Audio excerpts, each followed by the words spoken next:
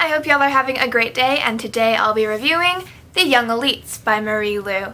The Young Elites is Marie Lu's departure from her dystopian legend trilogy, and Marie Lu is now delving into the world of YA high fantasy. My knowledge of high fantasy and fantasy in general is pretty limited right now.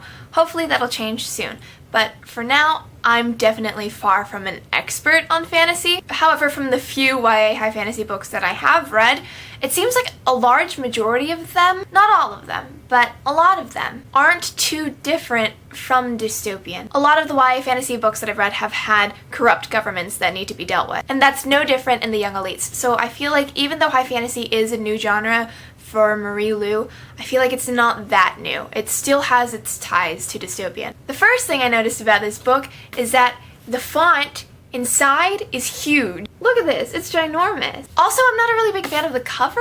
I feel like they didn't try hard enough. It's literally just stormy clouds with the title on it. They could have done so much more, especially considering this book is set in a Renaissance-like period. It had so much potential, but I digress. In The Young Elites, there's this usually fatal blood fever that affects the land, and the survivors of this blood fever are called Malfettos.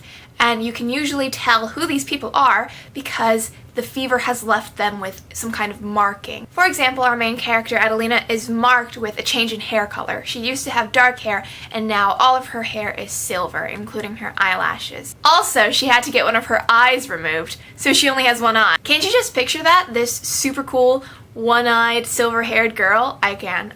Anyway, some Malfettos emerge from this blood fever with special powers, and these Malfettos with powers are called the Young Elites. The government is scared of the elites, so they want to kill all Malfettos, whether they have powers or not, because they think that these Malfettos are cursed and demonic and weren't supposed to live. And that's basically the premise of the Young Elites. I don't want to give too much away because, as usual for most books, I think it's better to go into books without knowing much of the plot. But do know that our main character, Adelina, is a bit of an anti-hero. She's very morally ambiguous, extremely complex. She has this imbalance of vulnerability and domination that stirs inside of her. She's kind of scary. The Young Elites is a very dark book, and I'm usually not one for censorship.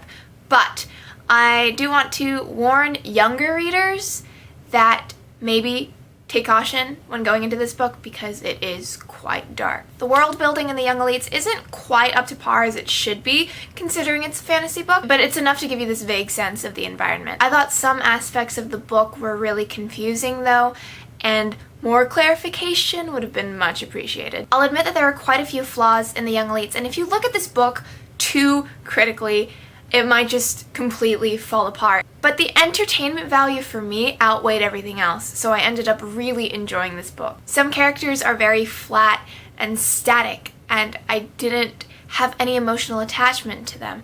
The only character I ever cared about was Adelina anyway. But strangely, even though I only really cared about one character, I still ended up liking this book. Marie Lu's writing in The Young Elites is different from her writing in Legend in that the writing in this book has a lot more exposition. There are more details and there are more descriptions. I'll admit the beginning of this book is slow. I feel like not much happened in the first half of the book, and saying that that time was used to set up the world sounds like an excuse. But even though the plot started off slow, I was still very interested in the story. I think I have a much higher tolerance for slow pacing in fantasy novels than I do in any other kind of genre, so the slowness didn't really bother me. The last third of the book was so exciting and crazy. There were so many things happening at once, and it was insane. And that's it for the non-spoilery section, so if you haven't read The Young Elites, then I'd advise you to leave now.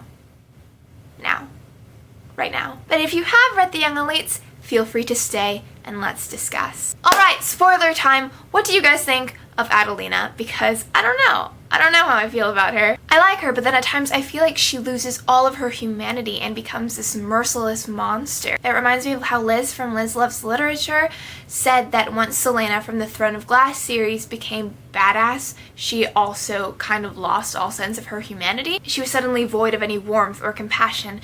And I feel like that's true in a lot of cases. It seems like a lot of the time when heroines turn into quote-unquote badasses, they become kind of monstrous. Like, where's your humanity? Where did it go? That's how I felt when Adelina killed Dante, because Dante didn't deserve to die. Like, he was a suspicious and mean dude but he didn't deserve to be killed. The way she completely lost control of her powers scared me. I think Adelina is a very strong character, and I think she's so interesting to read about. She's very, very fascinating. But when she loses all control of her powers like that, those are the times when I realized that Marie Lu is writing a villain. While Adelina was very complex, I feel like all the other characters were flat. Enzo, flat. Raphael, flat. Violetta, flat. I didn't feel any depth in any of the other characters. I didn't even realize I cared about Enzo until Adelina killed him, and even then it was more because I was so shocked, not because my heart was broken. Oh my god, when I got to that scene, I literally had to take a break from the book. It was just too much. Actually, before I put the book down though, I skimmed the rest of the pages to see if Enzo would come back, because I could not believe that he died. I was hoping that somehow Adelina would have the power to bring back the dead and Enzo would come back, but unfortunately that power resides in someone else and Enzo doesn't come back. Adelina's powers were a bit of a stretch. The way they started off as just shadows and then transformed into realistic depictions and imitations of real life, and then evolving to the point where she could kill people using illusions, I had to suspend my disbelief. How does her power range that far? It's like how Percy started off controlling seawater, and then that gradually turned into all kinds of water, and now it's any kind of liquid? What? When we found out that Violetta had the power to suppress other people's powers, my jaw literally dropped. Literally. I was like, that makes so much sense. That's why Adelina never had powers as a child. That's why they never came into fruition. That's why they never showed themselves in front of her father. It's because it was Violet suppressing her this whole time. It just made so much sense. It was like a moment of clarity. And that's such a powerful power. Like, if Violetta's training were to increase as rapidly and exponentially as Adelina's did, then Violet could be like the most powerful elite out of all of them, because she could render any elite to just a regular Malfetto, and then no one would have powers except her. But her power is to suppress other people's powers. I don't know, it's insane. I'm so excited to see where the series goes. What will Adelina's relationship with the remaining daggers be like? What will Adelina's and Violetta's. Sorry if I call her Violet. I don't know, it's Violetta. Sometimes I say Violet, I'm sorry. How will Adelina's and Violetta's sisterly dynamic transform now that they both exercise their powers? Is Adelina growing her own army of elites? How is Maeve tying into all of this? When I first skimmed Maeve's epilogue, I was like, this is it! We have to bring Enzo back! We're bringing him back! But then when I went and actually read it, I'm not sure anymore. Oh, by the way, when Raphael tells Adelina that she's deluding herself... Hold on, let me find the page. Raphael shakes his head. You're deluding yourself, Adelina, he says gently, and I know that he isn't talking about the impossibility of bringing Enzo back.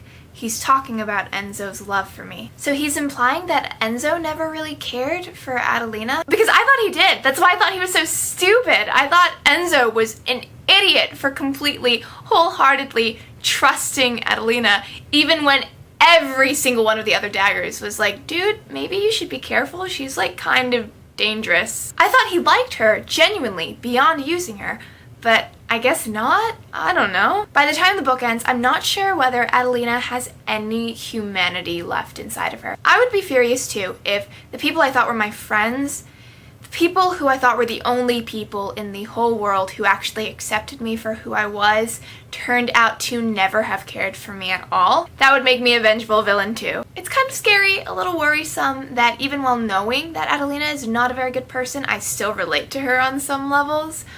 Hopefully that's credited to Marie Lu's talent. At least I know for sure that Adelina is not as bad as Taryn, because Taryn is screwed up as heck. He is so messed up. He gives me the creeps. I'm so excited for the next book in this series. What sucks about reading a book just as it comes out is that you have to wait the full time length for the next book in the series to come out, and I don't want to wait. But yeah, I thought that The Young Elites wasn't as solid as it could have been, but I still found it extremely entertaining, and I definitely will be following this trilogy. Please let me know what you guys thought of The Young Elites. Did you like it? Did you dislike it? Let me know in a comment. Thanks so much for watching. I hope you guys are having a fantastic day, and happy reading. Goodbye!